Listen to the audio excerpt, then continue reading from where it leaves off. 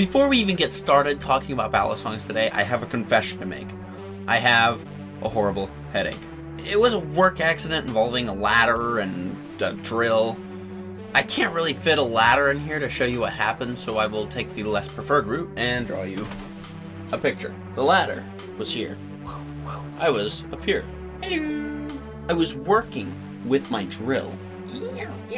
But then my phone rang. Something important, something drastic had happened. My wife called me and she had arrived at the job site with my sandwich.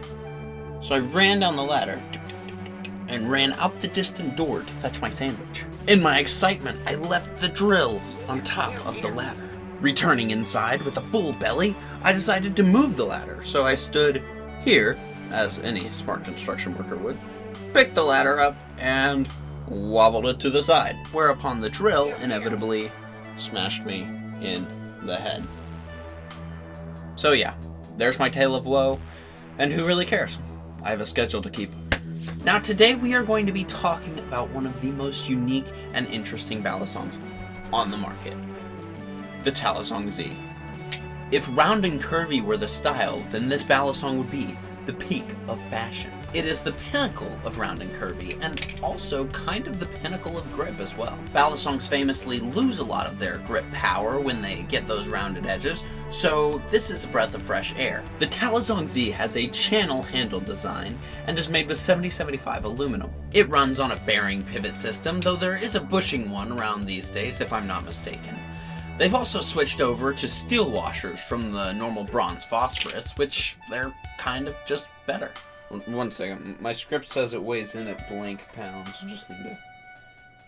It weighs in at precisely 4 ounces with the trainer blade, though the live blade I believe is 4.2. This thing is kind of funny. It's like the polar opposite of the OG4. This thing fans like a dream. In fact, it fans so well that I wrote a joke where I was gonna start fanning and then just keep fanning and fan until I flew away.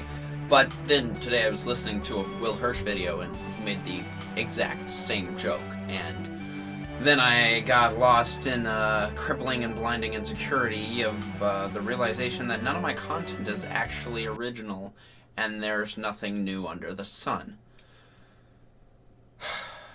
I'm just kidding. Insecurity is stupid. I don't pretend to be the best at anything, I just do my best at everything. Now, I called this the opposite of the OG4, and that kind of seems to imply, when I call the OG4 the rollover king, that this is going to be less good at rollovers. And for me, it kind of is. See, I do a rollover with it, and sometimes when I catch it, the rounded nature of it just kind of lets me slip and slide a little bit more than I'd like. This is counteracted by the absolutely phenomenal texturing and grip, but sometimes when I'm just catching it like that and it just gives it a little twist, it can mess up my flow. That's a personal issue and nothing I'm gonna blame on the Balisong. It's just something where maybe I'm not good enough to Talisong Z. The weight, on the other hand, is really good for rollovers. I will mention that. Dear heavens. In fact, the weight on this thing is top tier. It's kind of like a rounded, grippy Kraken. The only other minor complaint I would have about this thing is that the blade shape it doesn't really give you a clear bite handle, safe handle indicator, and these rounded bumps kind of make it hard to, like, chaplain on, and it can just be a tad confusing. Newsflash, the earth is gonna be a tad wet. Now, like I said, this thing has a decent handle bias and the best, most aggressive texture you have ever felt. This is the Smith & Wesson M&P 2.0 compact of Balisongs. It feels good, looks great, and sounds amazing. Which, that's a great segue into our sound test, so...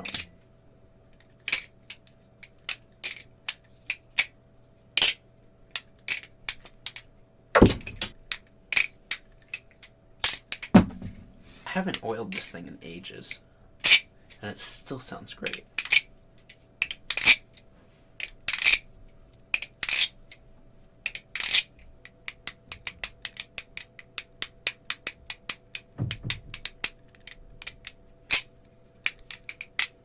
Now, price is a bit of a sketchy topic with these things. As I understand it, they go for like 300 new. Used though, they generally go for less than 150, which is pretty stinking reasonable for this thing. Now, I don't think I could justify buying one of these for $300, but that used price is pretty sweet. Over time, this thing has held up like a champ.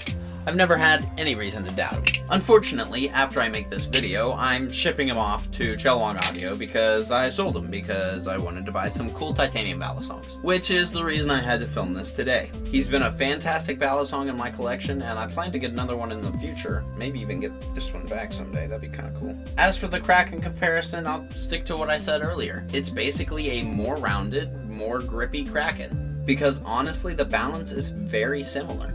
I mean, it might be slightly less handle bias than the Kraken because getting that fan is a little more tricky. Thank you all so much for watching. I will see you on the flip side. And I was gonna put this right back here, but I think it's why delay the inevitable? Good grief, I'm stumbling like a drunken fool. Flip side. See you there.